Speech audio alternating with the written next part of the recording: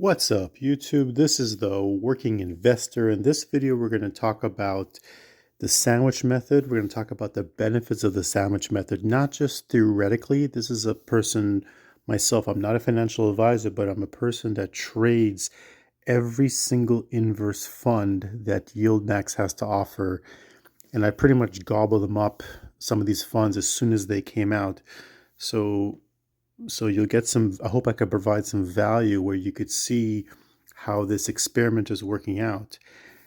So we'll talk about the sandwich method, why I like it, what I've learned from it, some secret techniques that I've learned how to make extra money from using the sandwich method. It's not just for supposedly sort of quasi hedge. So when we talk about the sandwich method, for those who are new, sandwich method is basically using inverse funds juxtaposed against the actual fund itself.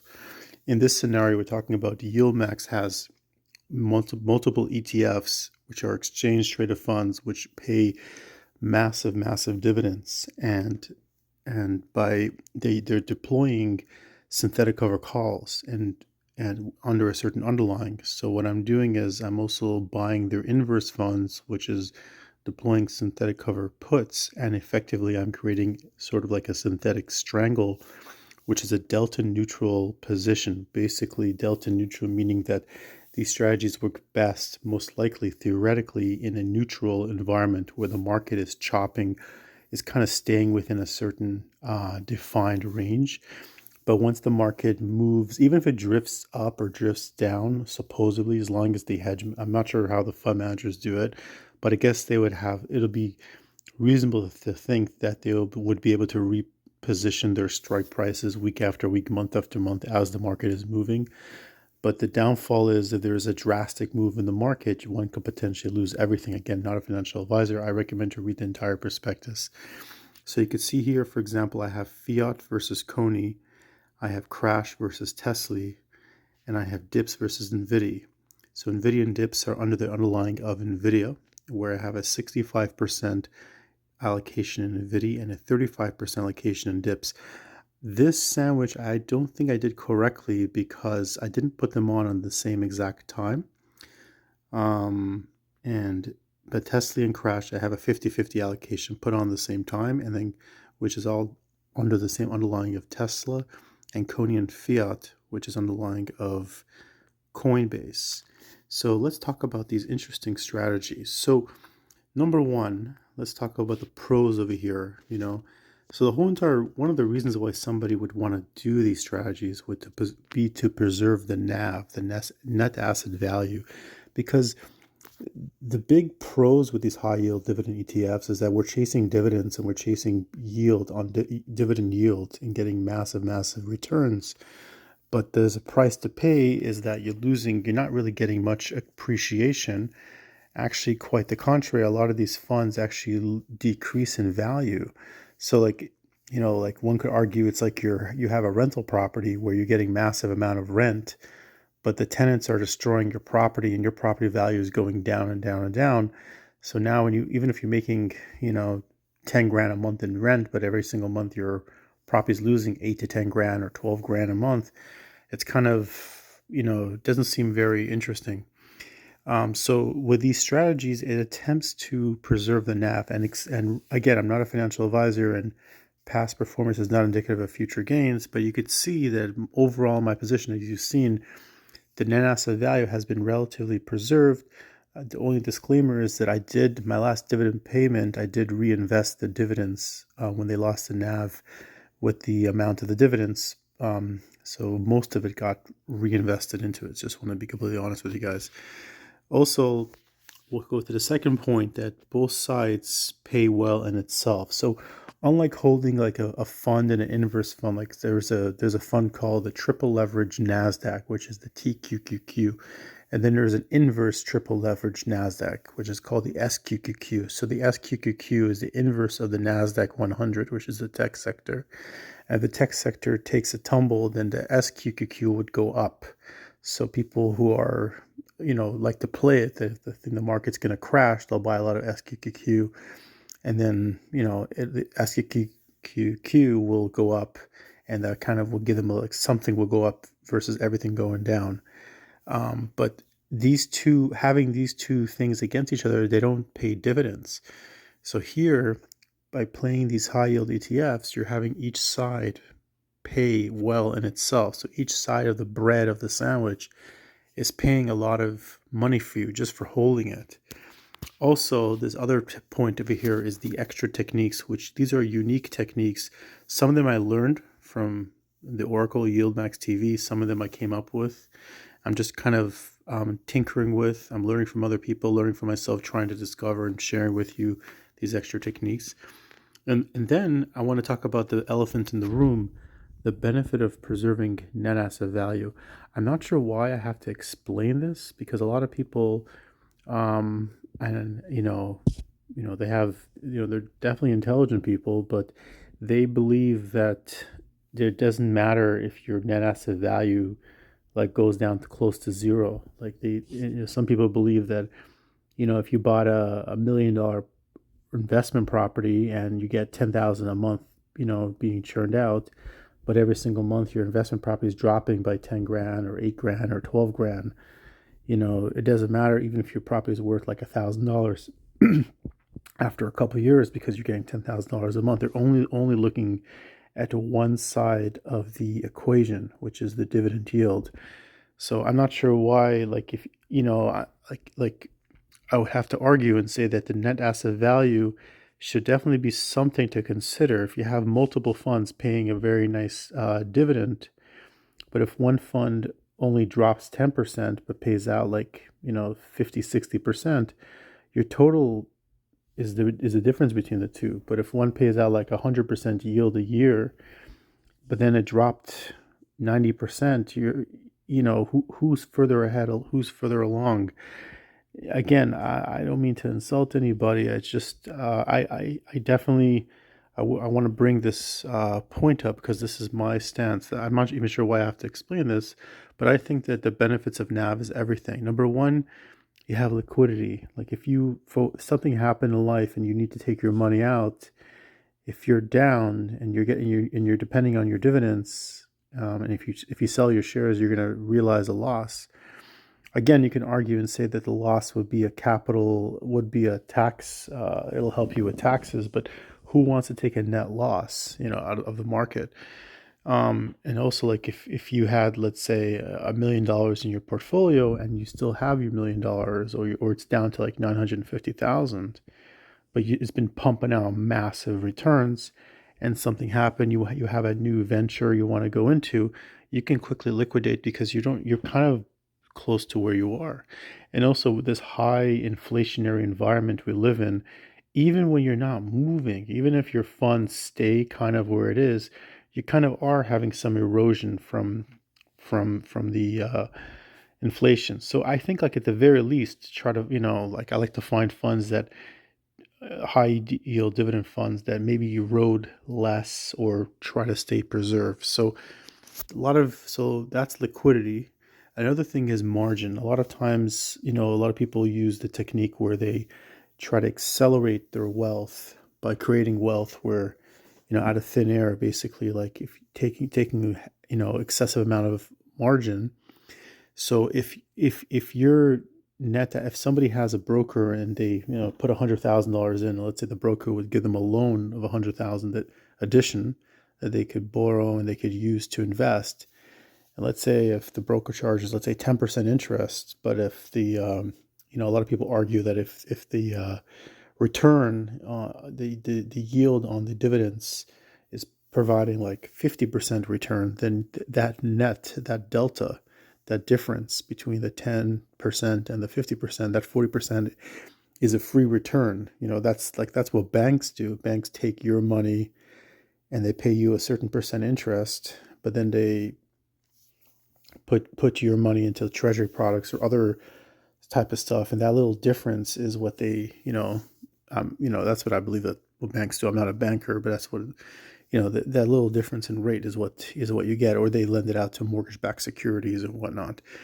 So the problem is if somebody takes a loan out, by using margin, but then their account drops, a significant amount, there is a bigger chance that they may have a margin call. But if their net asset value stays relatively stable, then there's less of a chance that there will be a margin call. So people who use leverage, it helps them if they're using leverage, because if a bank would lend you money to take a mortgage on a house, but if the bank knew that the value of your house is going to be going down and down and down, they may not be they may be very reluctant to give you a loan on your house, because that's why they do an appraisal on your property to make sure to see what it appraises for, what they could sell it for, and then based on that information, they're able to determine if they can give you a loan. But if a house is depreciating rapidly in value, and that's the type, that you could, and I'm just trying to correlate that to bring some ideas. So yeah, I think like everything, net asset value is every if that could be preserved, like it's like a win-win. I think a lot of people who say NAV doesn't matter, I think maybe they mean, I'm not speaking for them, but maybe they mean that, part of the name of the game is that with these high yield dividend ETFs, they part and parcel of it is that they tend to lose NAV most of the time or some of the time. But the question is, how much NAV are they losing? And does the NAV cycle, does it come back up? Do you go back to being whole? Does it go up? Or is it just a constant one directional move, a linear move or whatnot, like all the way down to the bottom, like a race to the bottom? That's the question. You know what I mean? So they're not all the same.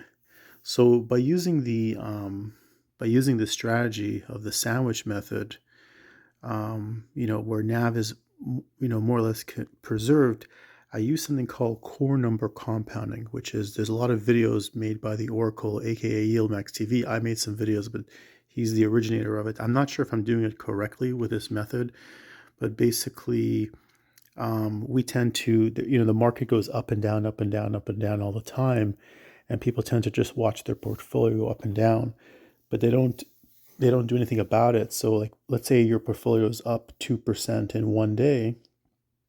Instead of doing nothing about it, the core number compounding is to rip off the top. You sell into pumps.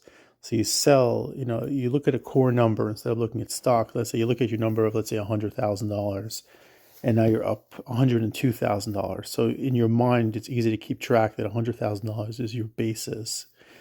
Not the amount you pay, but the $100,000, the actual money you put into the investment is your basis.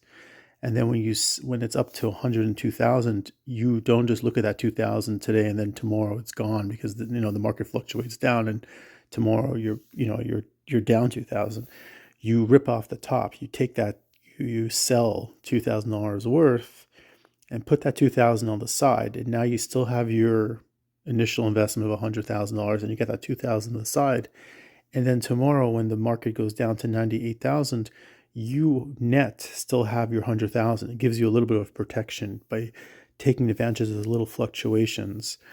So by using the sandwich method, I was able to do core number compounding, where when one side of the sandwich is overweight, I'm able to rip off the side that's overweight, and there's always going to be one. With the inverse funds, you're always going to have one fund up and one fund down. And let's say, for example, let's look at the top, or NVIDIA and dips. So you could see NVIDIA. This is pre-market, so you can see NVIDIA's. I put 6,500 into this. That's my core number, and dips I put 3,500. So you could see with NVIDIA, I'm up almost $100. But in dips, I'm down actually more than $100, like $138-ish, minus the change, take away the change.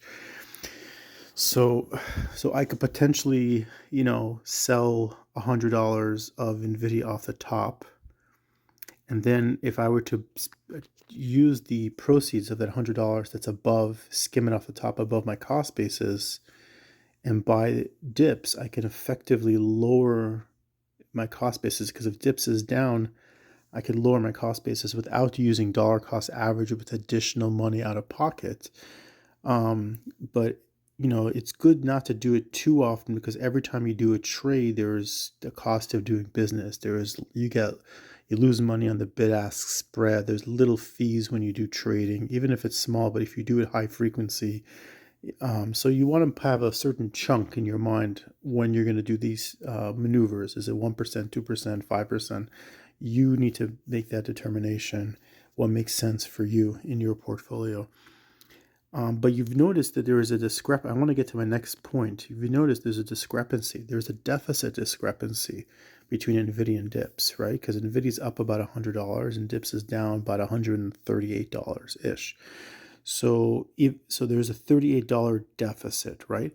But then if you look at the other sandwich, the Tesla crash sandwich, which is Tesla, synthetic covered call versus a synthetic covered put, which is crash, you'll see that actually on this sandwich, my core number is 15,000, 7,500 in Tesla, 7,500 in crash.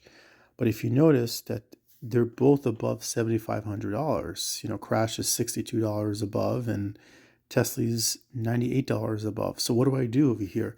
So this is some kind of point I wanted to make, that there could be discrepancies in these sandwiches that I've noticed through experience of playing every single sandwich for the past few weeks, even going through dividend distribution with an ex-dividend date, that you can have a positive deficit, like a positive discrepancy, where right now I have about $98 extra in Tesla and 62 more in crash. So I have about $160 that I could just rip off from both of these, potentially putting them to the side. I also want to put it to your attention that this is pre-market and this may not be a accurate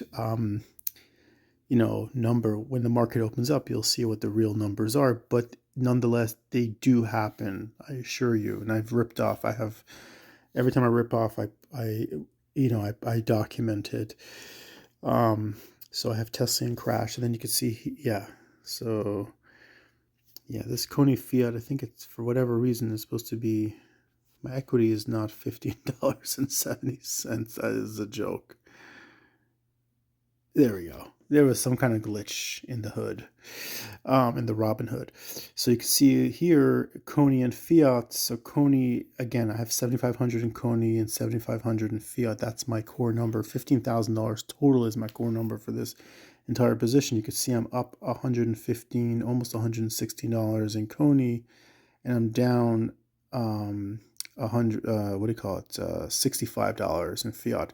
So if you notice, even if I were to use the proceeds of Coney and use it to, buy Fiat, they always say you want to sell high and you want to buy low. And this is exactly what you're doing with these inverse funds. What I'm doing with these inverse funds, I'm not telling you to do this, is that I'm using one side which is overpriced above my core number and using the proceeds of that to buy the other side, which is below my core number, and it's a little bit knocked down.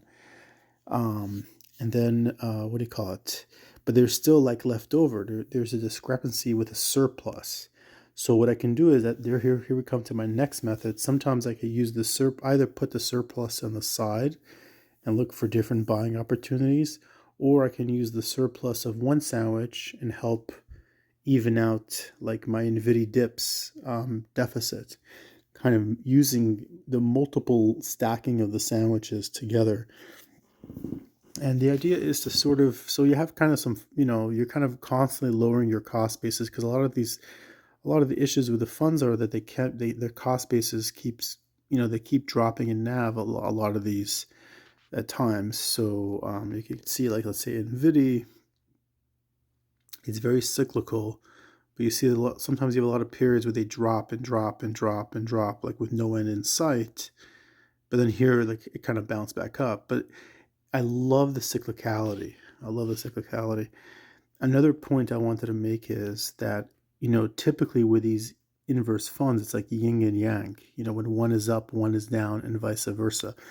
But there is a special magical day of the month which you can do some cool stuff. So that day is the ex-dividend date. So the ex-dividend date, both, let's say, Coney and Fiat or Crash and Tesla, they, most funds, they drop the stock drops by the amount of the distribution of their dividend on ex-dividend. That's how it is usually. And because these underlyings pay very, very high yield paying companies, they drop significantly. Because they drop significantly, we're talking like a lot of them pay like 4% per month. So they would drop, let's say 4%, both of them right away at the beginning, so I have a buying opportunity where I could buy both when they're both down 4%. And then eventually when they start moving, when the market, as the market progresses, they would be juxtaposed to each other. Not perfectly, there's not always a perfect inverse correlation because the strike prices can vary and stuff like that. Another point I wanted to make is something called put skew. So we're down to here, the call skew versus put skew. So a lot of times if you, as an option trader, if you start trading options, you'll notice that a lot of times you'll see, I'll give you an example. Let's go to Amazon, right? Let's do trade, view all options. Let me show you something interesting. So let's see if this, let me even see if it's a good example. So we'll go to, let's say you want to sell a call, right? You want to sell a cover call. And let's say we're looking for I'm trying to find an even delta. So let's find, okay, let's say the 0.175 delta. So you'll see it for a 0.175 delta, the premium is $89 if you go a couple weeks out. But then let's look at the 0.175 delta on the put side. So just go to sell put, same date, same underlying, and now we're looking for a 0.175. The closest one I could find is maybe a 0.161, and this is even crazier. This delta of 0.161 is a lower delta. So you would think a lower delta would typically have a lower premium, but you could see that the premium is actually higher. So that's called put skew. That there's a skew because there's increased volatility on the put side versus the call side, and because of that, the premium is richer on one side or the other. So going back to these ETFs, because I'm hedging a synthetic covered call, which is Coney, against a synthetic covered put, which is Fiat, I'm just giving you examples, Tesla versus Crash, Nvidia versus Dips, and who knows what other stuff they're coming out with, etc., etc. I don't know which side would pay a better premium. For example, Coney in August paid $1 and Fiat paid $1.89. So that means there was put skew, and I got a richer premium in Fiat. So I'm kind of diversifying my, what the skew will be of the month. Like I don't care, because I have half my position in one and half in the other. At least I always have a chance to at least get half of my position capturing the higher skew. So that's pretty cool when you have the with the sandwich method. I kind of like it. It's so there's a lot of different, these are things that I'm discovering by playing with these methods day in, day out. There could be I'm making a lot of mistakes. I'm kind of, going in uncharted territory. These funds are very, very new. Like Fiat and Dips just came out like within the month or so, So time will tell if I'm even doing everything wrong. Maybe I'm causing like a lot of taxable events because, constantly just collecting dividends. I would imagine these are short-term capital gains dividends and they're hefty dividends. And then constantly selling the rips, I'm constantly causing taxable events because I'm constantly causing realized gains, dividends. So I don't know if, obviously like you make money, you pay taxes, but maybe there is other ways to do things that are more optimized. Maybe there are better ways to do things. So I'm learning, and I'm just sharing my journey with you guys. So these are some of the reasons that I found. And again, like the cons are that, they're new. I should have added the cons. These are all relatively new, so we don't know how they're going to play out. But and also like if there is obviously like an extreme move in one side, we don't, we again don't know how this will play out. You could potentially possibly lose everything. Again, I'm not a financial advisor. This is not financial advice. This is just me as a retail investor, just sharing his journey with you guys, trying, take whatever, just to entertain you guys and everything. I hope you guys enjoyed. This is the Working Investor over and out. Have a wonderful day.